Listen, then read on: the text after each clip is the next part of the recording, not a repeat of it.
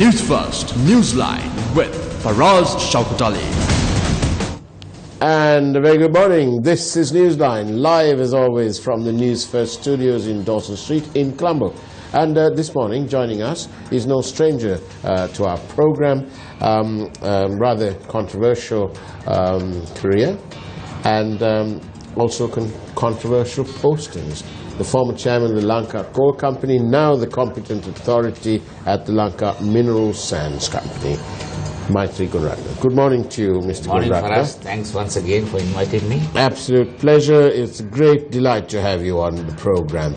Now, Maitri, you are an important observer of the local political scene. What do you make up of this vast crowds that we had at the May Day rallies? We had the one in Kandy, the one in Campbell Park, the BRC grounds, and then we had the great Golf Face Challenge. Yes. And of course the principle behind the Golf Face Challenge appears to have delivered the goods. Yes. And filled it all up. So what does it all mean? The Golf Face Challenge was given, I think, by the Prime Minister, Right. hoping that they will not be able to fill the grounds. Yes. But fortunately or unfortunately, Yeah. a massive crowd turned up at Golf Face, Yeah. which only goes to show that this government has not delivered. That's the message. That's the message. This government has not delivered. Yeah. There's nothing, I mean, we have to accept it that Golf Face brought the biggest crowd. Yeah. There is no two words about it. Right. The underlying message Yeah. is that the government has not delivered in its promises, and therefore people are getting more and more disillusioned with the government. Thus, this So kind of that support. disillusionment has manifested itself in terms of this crowds turning up. Some have been brought in, others have come, but they are all disillusioned. No, for us, others have come, some have been bought in. I don't agree. I think everyone has been bought in. All crowds have been taken there, because although this is a May Day, they call it a Workers' Day. Yeah. It is no more a Workers' Day. Yeah. I mean, on May Day I was in Pulmude, and our factory was, the mineral sands factory was functional. Right. So basically the people are working. Right. Right. But this has become a place where politicians try to show their strength. So they've hijacked it. It has They've been hijacked completely it. hijacked for the maybe last 5-10 years. Right. 5-10 years. Perhaps longer. Yeah. So that's the message. I feel. And what is the main causes of anxiety with the people then? How do you read that? One is, I mean, they promised that corruption would be dealt with more severely. Yeah. That has not happened. Yeah. Then the other thing is even development is also very, it's taking place in slow motion mode. Right. And basically, I mean, even good governance is questionable. Right? But one thing is, we must not forget that there are democratic institutions which have been installed, Yeah. but that to kick out and Yeah. start acting Yeah. will take a little time. And also those institutions will we have to be fully geared and given the necessary wherewithal to function. Yeah. Just because you have an independent audit commission or independent tender commission or whatever, if those places are not properly given the wherewithal to function, they can't function. Indeed. Right? So I think most of these organizations are not geared for it to show its maximum results. Yes. Now that what you say seems to be very true, because you've experienced it first time. Your tender evaluation committee and the cabinet appointed the SCAPC, the standing committee appointed by the cabinet,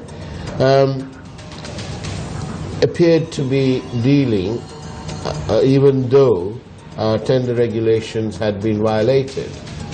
And then you had the Ministry Secretary who was advising the Cabinet that the contractor who the Supreme Court suggested be cancelled. Yes. If they were not given the contract to supply coal, that they will probably sue the government. That's right. Now, it is the same Ministry Secretary who has probably not advised the Cabinet that there's another company who also has the right to sue the government because they're $22 million into a project and they're not being allowed to carry on for some bureaucratic, nonsensical thing. It's a hybrid power project. Yeah. I can release the name. It's KLS Power.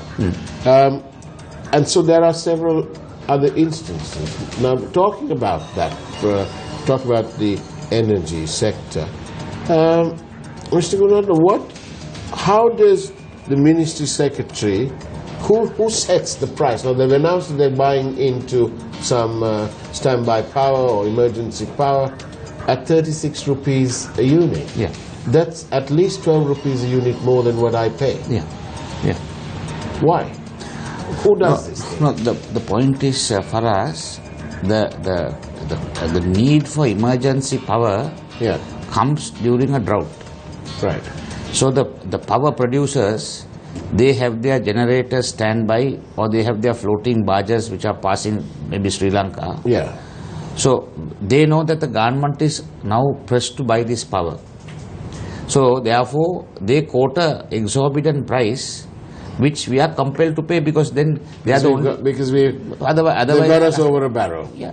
Otherwise we will be going into darkness. Right. So at every point, the Ministry Secretary is the one who paints the black picture to the public, to the Minister, to the Cabinet.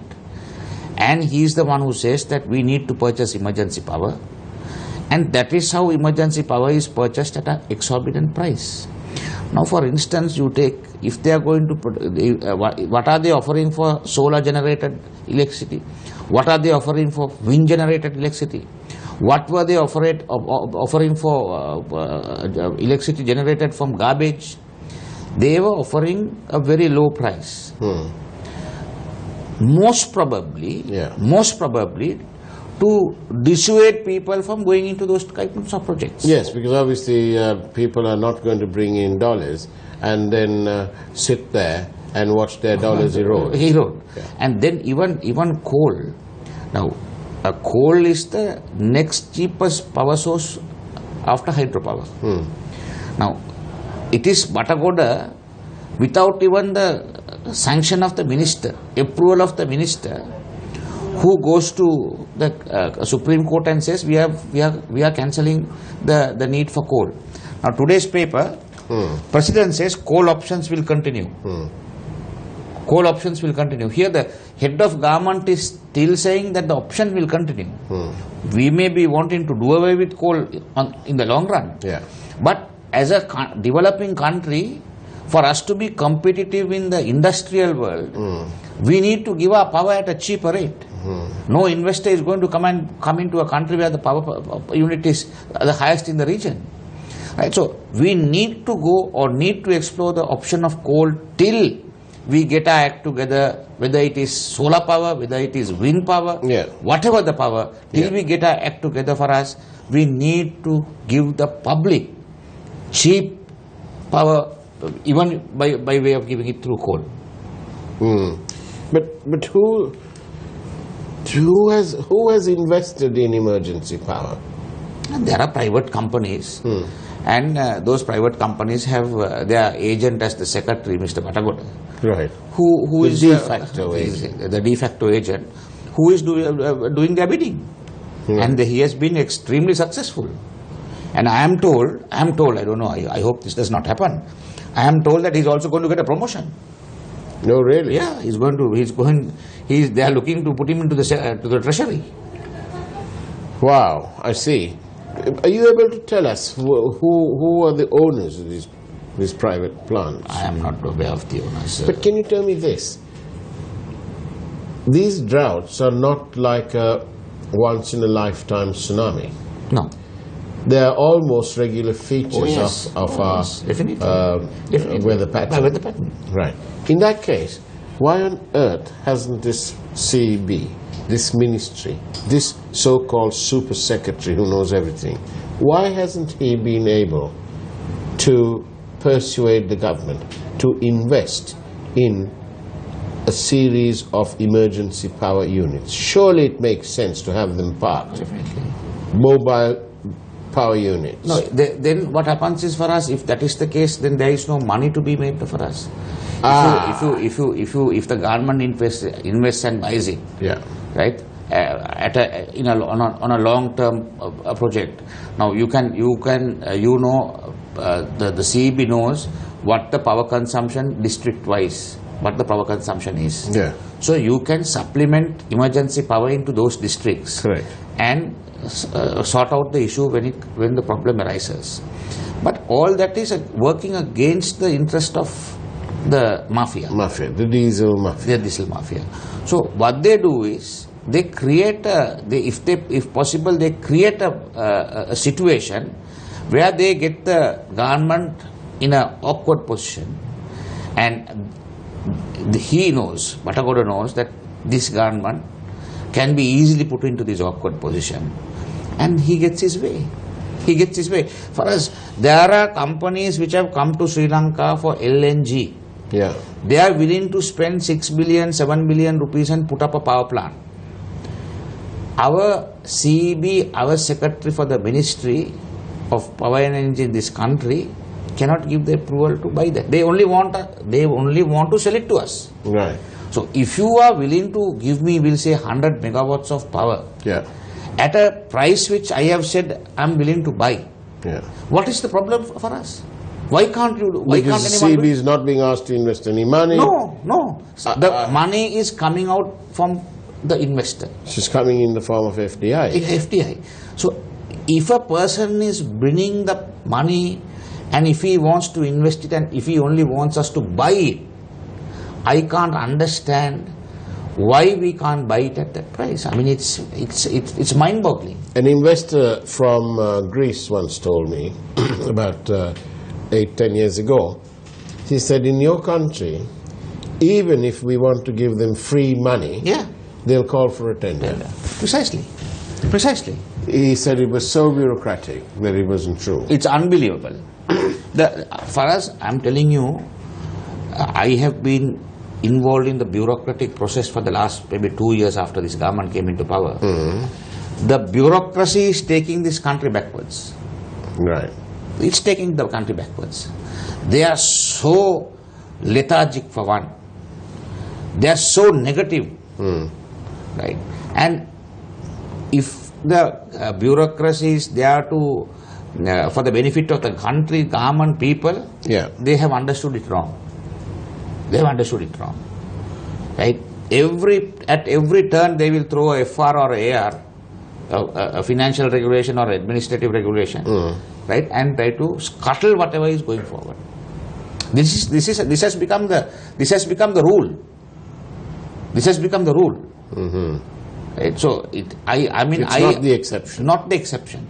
I of course feel sorry. The way, especially the bureaucracy, is acting in this country. Who's responsible? It is for us. If I am head of a ministry, am I not responsible to see that the ministry is running smoothly? It is, and then as a result of that, even the Prime Minister, even the President is responsible. No one can be excused. But basically, if you are put into a place and you are the boss there, you must see that that place is run. I mean, we can turn back and find fault with the government, right? But basically, the person who has been put there to run must run it efficiently and to the benefit of the people. It reminds me of a plaque that's on our chairman's table. It says, lead, follow, or get out of the way. Definitely. So if the minister is in charge of this subject, He needs to lead. Definitely. So, Or he needs to follow some well-tried and tested principles. Or he needs to get out of the way. okay. So if you can't take the heat, all these old sayings actually make a lot of sense. don't Like they? the Royal College motto, learn or depart. Yes, but Disque or disque day. yes, but unfortunately, these people are not doing any No, of that. that is the last thing they will do. It's terrible. It's terrible. Now then, you've unearthed all sorts of things at Lanka Coal. Now your competent authority, Lanka Mineral Sands, you finished 3 months there, haven't you? Yes. So what have you found? Well, for us, there has been mismanagement for almost 15-20 years. Right. And this was a company which was almost going to be closed. Right. And the mandate I got from the president was to turn it around within 3 months. Right. So I'm happy to tell you that we have been able to turn it around, Right. and it's on its upward march. Right. I hope to, by end of June, to bank $1 billion, Wow. $1 billion in the account of Lanka Mineral Sands. The best finance minister in Asia will be hosting you to cocktails. I hope so. I hope so. Right, but if I'm allowed to stay there for till end of this year, Yeah. I should be able to run it at a profit, and we should be able to make anything more than 4 billion rupees, and that money will be for the people of this country. My goodness. And this is all done quite legitimately. All legitimately. So the amount This is for the company, not for me. I mean, Yes, yes. But I was thinking about that company, the primary dealer, who's made about 5 point something billion in 1 year and 6 point something in another year, and he's made nearly 13 billion over 2.5 years.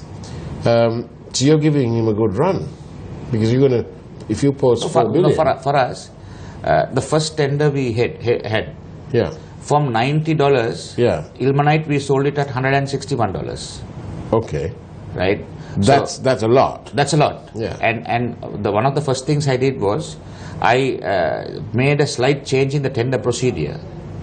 Tender procedure, whereas there people had to come, and the buyers had to come and physically keep money as a tender deposit.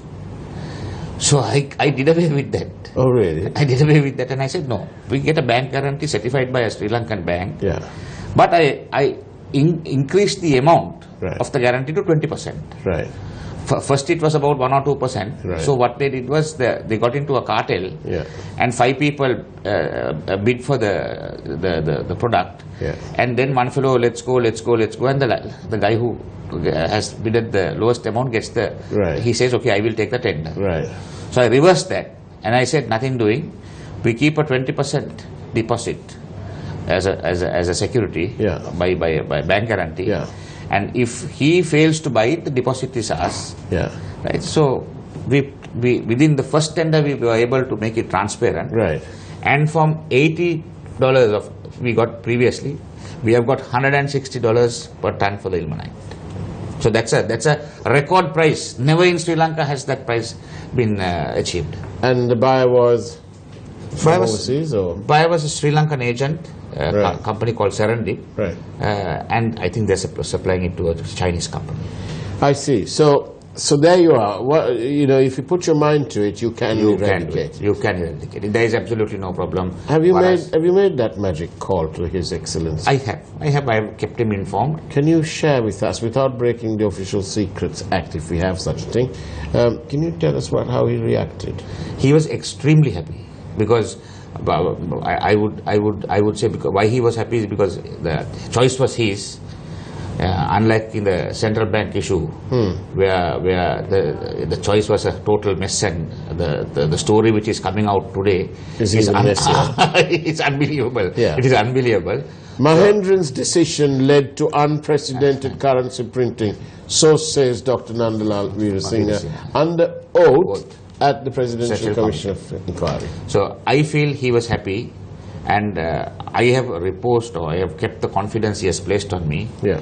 And I feel if I'm allowed to go ahead at this rate, I will be able to turn this company into a real blue chip company.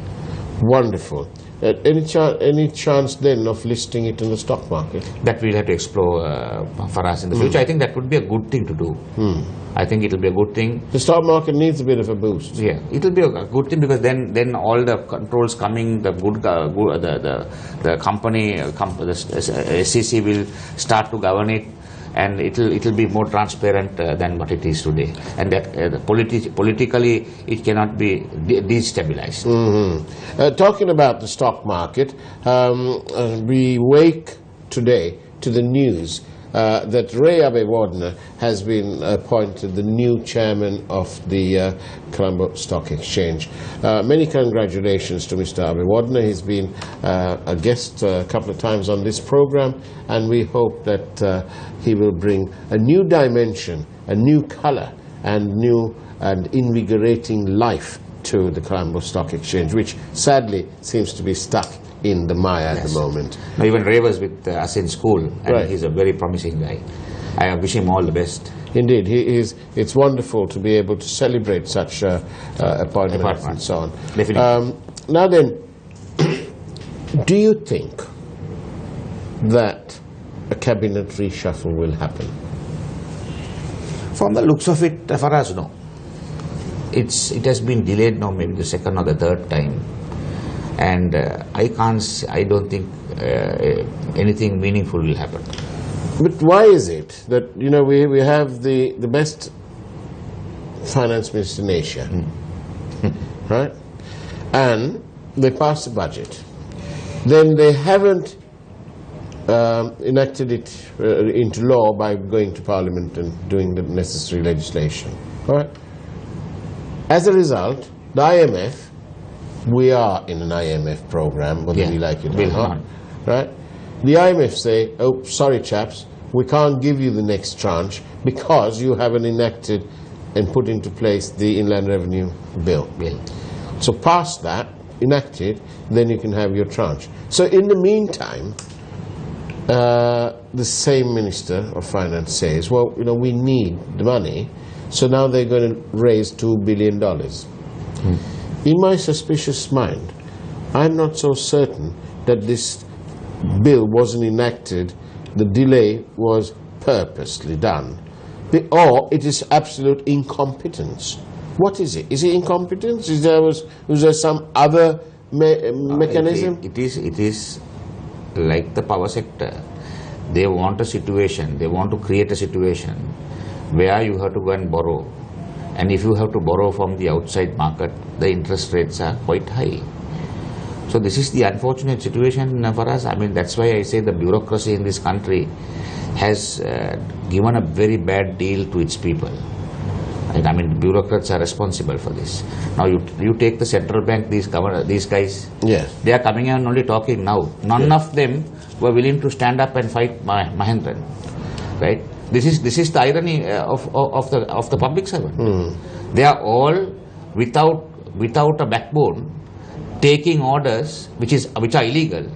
They are carrying it out carrying orders which are illegal, and now they have, after 2-3 years after the horses have bolted, they are coming and saying this has happened, that has happened. Right? It is too late.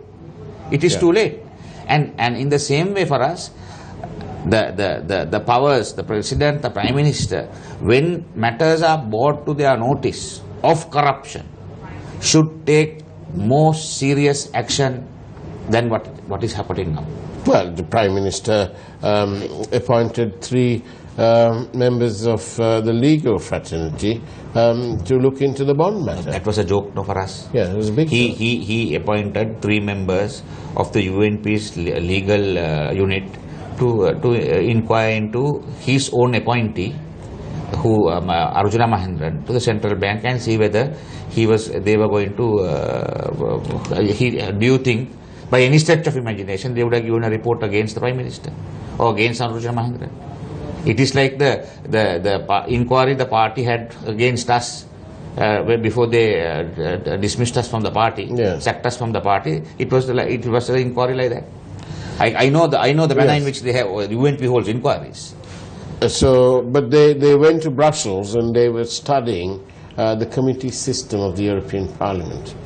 Britain got out of the European Union precisely because it was so bureaucratic. So we've gone to learn about some bureaucratic nonsense. We are going backwards.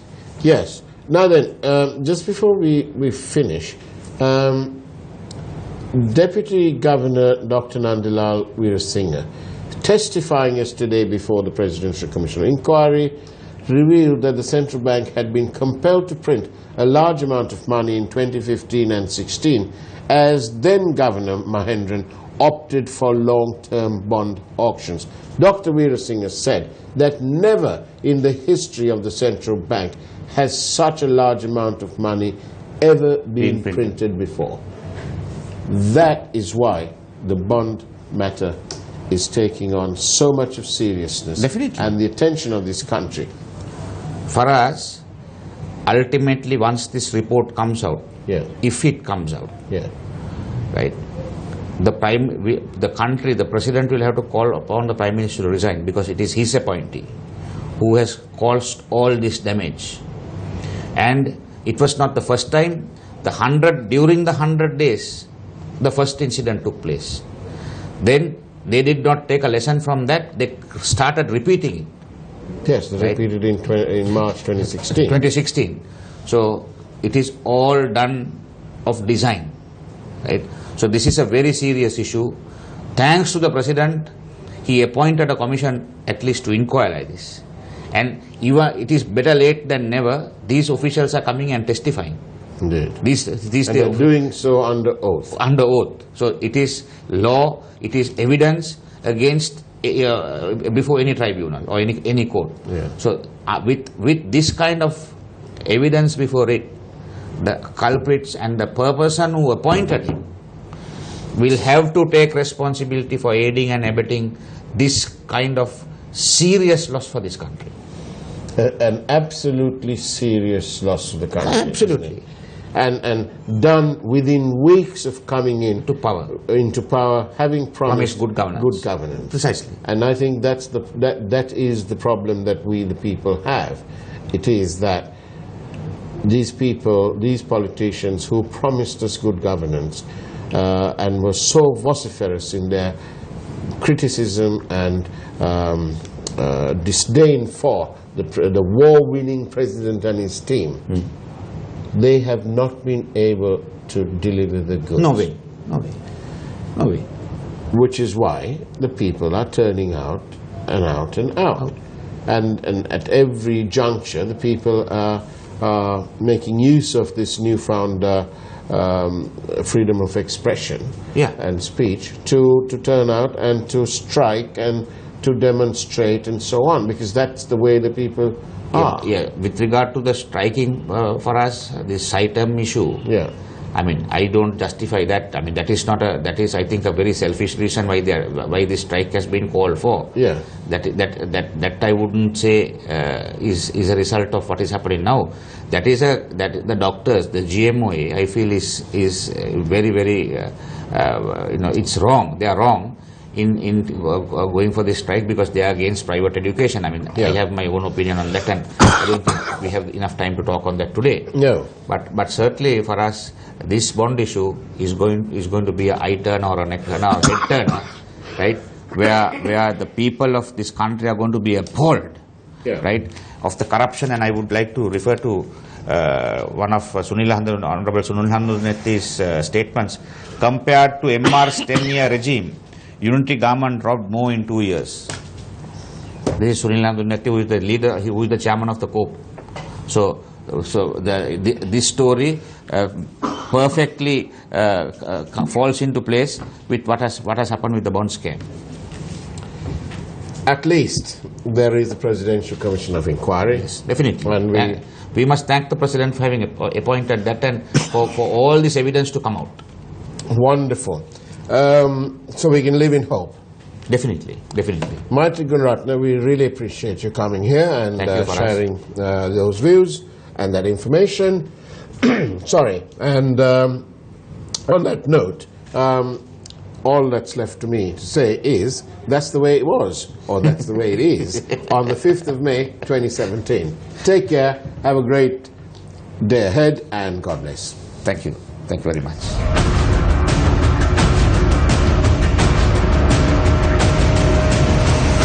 Newsfirst Newsline with Faraz Shaukat Ali.